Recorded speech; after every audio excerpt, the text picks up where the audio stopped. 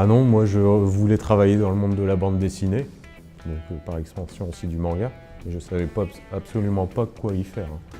Je savais que j'avais des talents multiples, mais je ne savais pas comment les employer, ça c'est sûr. Mais après, grâce à mes contacts dans le monde de la bande dessinée, ça m'a permis ensuite de rejoindre Bamboo Édition, qui était une petite boîte qui montait, notamment grâce à la série Les Profs. Donc, vous voulez que je vous raconte comment s'est passé Doki Doki? Et ben, en fait, ce qui s'est passé, c'est que je suis arrivé en fin 2002 chez Bamboo Édition, un peu comme homme à tout faire. À l'époque, il n'y avait que le patron, une personne au secrétariat et une personne au stock. Et moi, je faisais tout le reste. Donc, c'était de l'événementiel, du graphisme, des relations presse, du rédactionnel, enfin vraiment tout ce qu'on peut imaginer. Et puis en fait, je tannais mon patron souvent pour qu'on se lance dans le manga, parce que je sentais qu'il ne fallait pas louper le train. Et puis moi-même étant un BD-phile multiculturel, aussi bien intéressé par la bande dessinée que le comics et que le manga, j'avais vraiment envie que ça arrive chez Bamboo. Il a fallu attendre en fait 2006 et que Bamboo ait les reins assez solides grâce au succès de ces séries de bande dessinée, pour qu'on puisse lancer Doki Doki, donc la collection manga de Bamboo, dont je m'occupe depuis cette date, donc maintenant ça fait 12 ans, quoi. Le temps passe très très vite. Donc en fait, au début, quand on se lance dans le manga alors qu'on vient du milieu de la bande dessinée, moi j'étais juste lecteur à la base. Donc en fait j'ai découvert tout au fur et à mesure, puisque entre les idées qu'on se fait et la réalité, ce qui se fait dans les coulisses avec les éditeurs japonais, c'est complètement différent. Et puis j'ai appris sur le tas, on va dire, hein. Puis ça s'est fait petit à petit, avec son lot d'échecs et de succès, de bonnes surprises et de déceptions. Et c'est comme ça que petit à petit, on s'est monté un bon catalogue, une ligne éditoriale sympa, et une bonne image, et puis progressivement des bonnes ventes, des séries avec de bonnes ventes qui s'installent, pour aujourd'hui avoir vraiment un lectorat très très fidèle, un public costaud et des séries qui gagnent en envergure avec des succès au Japon qu'on arrive à importer en France.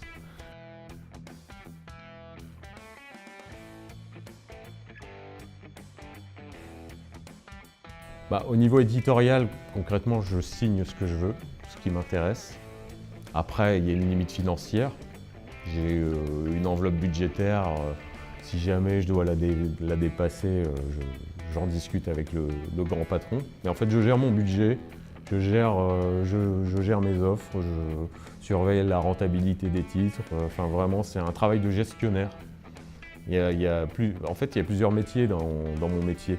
Il y a la partie éditoriale pure de lecteur, partir à la chasse aux séries.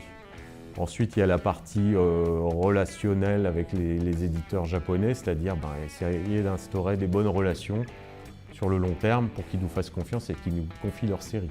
Évidemment, la partie financière, ça aide aussi pour concrétiser ces rêves de publication de séries. Il y a aussi une partie administrative, qui est toute la partie contractuelle. Il faut s'assurer que tous les termes soient bien respectés et que tout étant bien carré auprès des éditeurs japonais, il faut s'assurer que par exemple les relevés de vente soient corrects, que tout soit fait dans les règles de l'art. Donc ça aussi c'est un travail très très prenant. J'ai aussi une autre facette qui est celle de la communication. Donc en fait je donne les directives pour qu'on adapte la communication du manga suivant mon ressenti. J'en discute avec mes équipes bien sûr, mais ça peut être de la communication sur les réseaux sociaux, dans la presse, etc. Enfin, voilà, donc ça, il y a aussi un travail à ce niveau-là. Et il y a aussi de la communication auprès des professionnels, c'est-à-dire les libraires via notre équipe de représentants. Donc c'est moi qui présente les titres à une équipe de représentants qui va ensuite démarcher les libraires.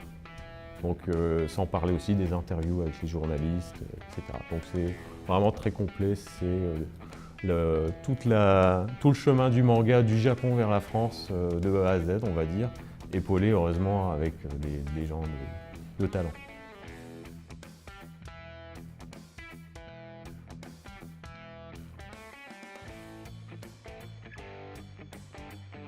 Doki Doki, à la base, si on a choisi ce titre, c'est parce que c'est le cœur qui palpite en fait. C'est dans les mangas, Doki Doki, c'est l'onomatopée du cœur qui s'emballe suite à une vive émotion.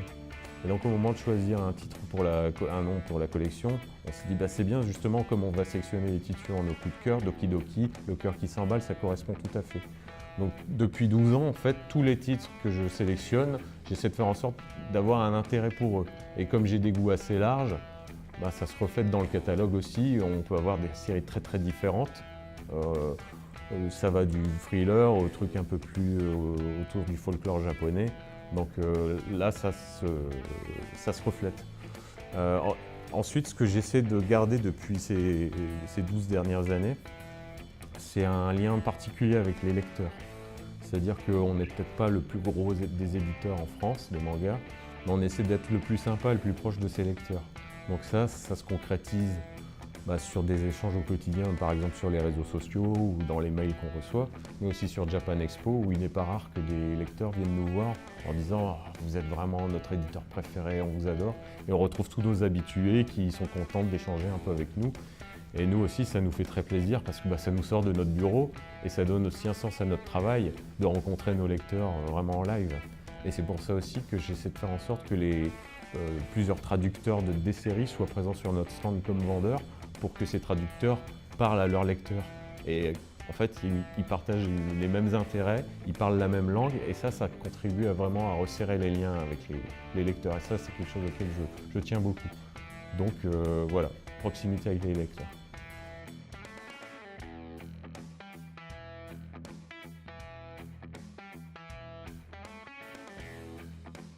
Connaissant déjà bien le public de bande dessinée, le lectorat manga est de toute façon spécial à la base. Ils sont avides de contact et d'échanges avec l'éditeur, que ça soit pour donner des critiques, on n'y échappe pas, ou pour au contraire faire des tas de compliments et même des cadeaux. J'ai encore reçu une bouteille de cognac là sur Japan Expo pour vous dire de quelqu'un qui était très content de notre travail. Donc à la base, oui, c'est un public qui est porté sur l'échange. Après, je ne peux pas savoir pour tous les éditeurs, je n'ai pas travaillé dans d'autres maisons d'édition. Mais en tout cas, moi, je sais que c'est quelque chose qui ressort assez souvent dans les commentaires qu'on fait sur Doki Doki. C'est que c'est un éditeur proche de ses lecteurs. Et les gens apprécient vraiment ça. Tout à l'heure, j'ai mis la main à la pâte, donc j'ai vendu certains de nos mangas sur le stand. Et il y a un lecteur qui m'a dit « L'année dernière, je vous ai écrit pour vous demander quelque chose, vous ne l'aviez plus sur le stand et vous me l'aviez envoyé par la poste. » Chose que j'avais complètement oubliée, mais on l'a fait parce qu'en fait, on essaie de chouchouter nos fidèles lecteurs. Et puis il m'a dit « J'oublierai jamais ça et en rentrant de Japan Expo, je vous enverrai un petit mot. » Je dis « Ok, je vous répondrai à mon retour. » Voilà, c'est un exemple parmi tant d'autres.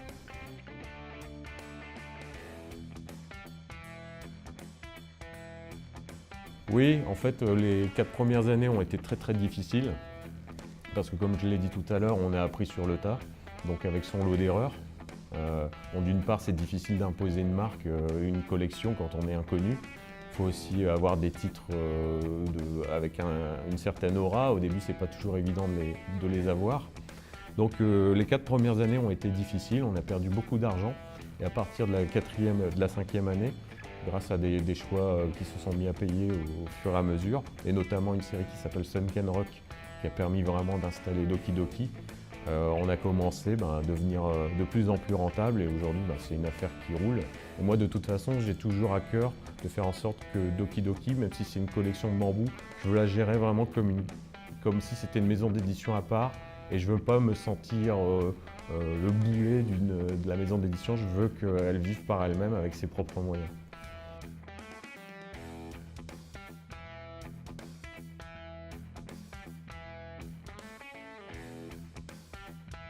Après, moi, comme je suis un fan de BD et je suis un lecteur à la base, il y a une série qu'on a publiée au début qui s'appelle Full Head Coco, qui est l'histoire d'un gamin qui s'embarque avec un pirate. Apparemment, ça peut faire penser à One Piece, mais en vérité, c'est complètement différent. On est plus autour des mystérieuses cités d'or dans la quête d'une civilisation disparue. Et c'est vraiment quelque chose qui était exceptionnel au niveau d'histoire, des rebondissements, etc. On a sorti 30 volumes, donc c'est pour vous dire que c'était un sacré investissement. Mais malheureusement, la série n'a pas pris en France. Donc ça, c'était ma première grosse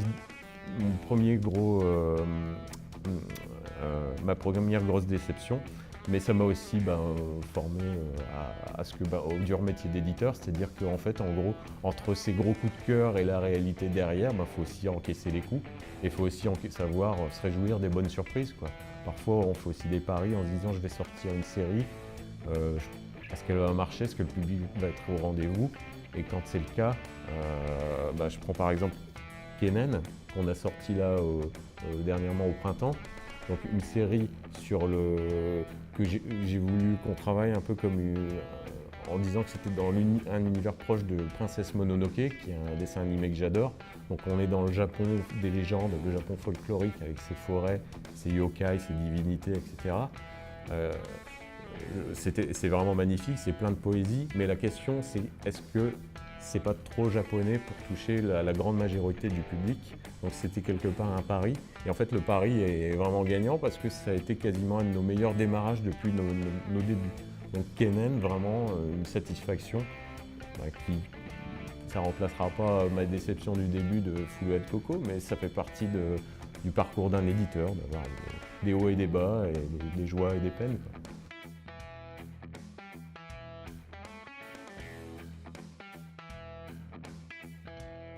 L'exemple de Sunken Rock est vraiment parlant parce que la série a démarré très bas. Au début, elle était posée à très peu d'exemplaires en librairie. Enfin, c'était assez modeste. Et puis le bouche à oreille a été tel que la série vraiment s'est emballée. On a même fait, aujourd'hui, on doit être à 400 000 exemplaires vendus pour l'ensemble de la série. Et on a même fait venir l'auteur il y a 3 ans à Japan Expo. Ça a été un des événements majeurs du festival. On a eu des tas de lecteurs avec les larmes aux yeux d'avoir leur dédicace. Il y a eu vraiment quelque chose de particulier qui s'est créé. Et là, pour le coup, la première fois que j'ai repéré cette série, ça devait être en 2008. Donc pour vous dire qu'il y a toujours un temps de latence entre le moment où on repère une série et le moment où on récolte les fruits, ou on va dire les désillusions, mais on espère récolter plus les fruits. Et en l'occurrence, 10 ans plus tard, la série était devenue très très bien installée. Et en fait, c'est aussi notre rôle, c'est que quand on a commencé et qu'on n'avait pas énormément de moyens, on essaie de compenser. En gros, on n'a pas de pétrole, mais on a des idées. Et là, nos idées, c'était d'essayer de trouver des auteurs de talent. Et Boichi, aujourd'hui, est aussi dans le collimateur d'autres éditeurs, parce qu'on a révélé son talent au public français. Et il y a plein d'autres auteurs comme ça qui ont été publiés malheureusement pour nous chez d'autres éditeurs, parce que on avait bien fait notre travail, on a révélé leur succès au lectorat français.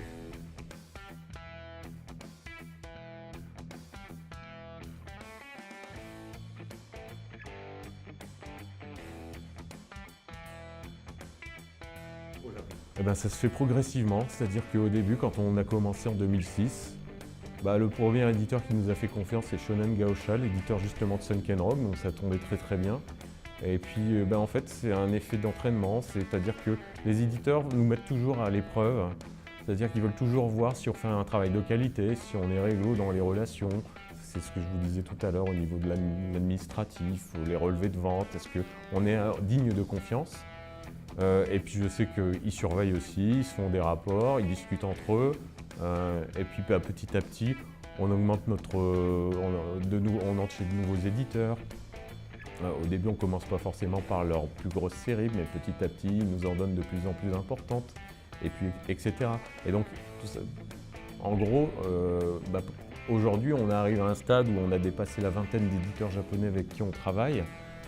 Cette année, on a franchi un nouveau palier en signant notamment Talentless de chez Square Enix. Donc Square Enix n'ouvrait pas ses portes à beaucoup d'éditeurs. Ils nous ont fait confiance, on les en remercie. On a sorti aussi une autre série qui s'appelle Birdcage Castle et Killing Maze aussi pour Japan Expo. Et voilà, donc cette année, on publie nos 3 premières séries de Square Enix, qui est un des éditeurs majeurs au Japon. Donc ça, on continue de progresser. L'année dernière, on a signé notre première série de chez Shogakukan, donc qui est un des 3 plus gros éditeurs au Japon, donc un éditeur énorme, il suffit d'aller dans leur bâtiment pour s'en rendre compte, d'ailleurs pour Square Enix aussi. Et on a commencé avec une série qui nous semblait plein de potentiel, Street Fighting 4. Donc là, effectivement, on a réussi un très beau coup. On a réussi à très bien la vendre en étant astucieux dans notre communication, en essayant aussi de prendre à contre-pied la thématique du chat en en faisant des batailles de gangs de chats.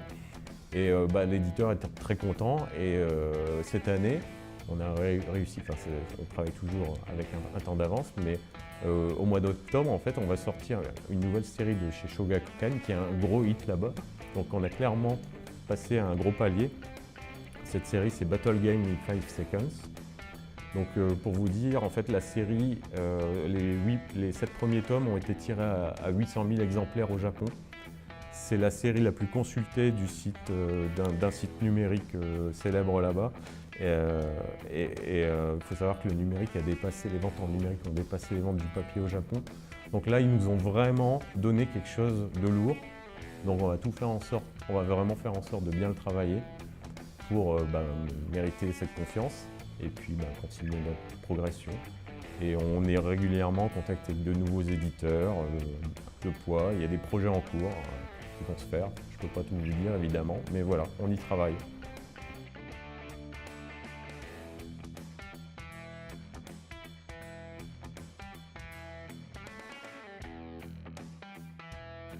Le prochain défi, d'une part, il ne faut jamais se reposer sur ses lauriers, il faut continuer faut garder nos lecteurs fidèles. Donc ça se fait soit en étant sympa et aussi en continuant à publier ce qui fait notre fond de catalogue et notre ligne éditoriale, donc rester dans ce domaine-là. Et puis il faut aussi, c'est ce que je vous disais, notre évolution, c'est de continuer à trouver des hits au Japon, ou alors des séries très prometteuses que d'autres éditeurs français n'ont pas repérées, et de les pousser et de les magnifier, comme on l'a fait pour Sunken Rock. Parce que comme vous le savez, le milieu du manga, c'est un milieu très concurrentiel, il y a des tas d'éditeurs en France, et c'est au plus rapide, au plus malin pour s'en sortir. Donc voilà, ça c'est un vrai challenge. En fait, il faut toujours être sur le qui-vive et jamais se dire « ça y est, on est au bout du chemin, on a réussi ». Non, c'est une évolution perpétuelle.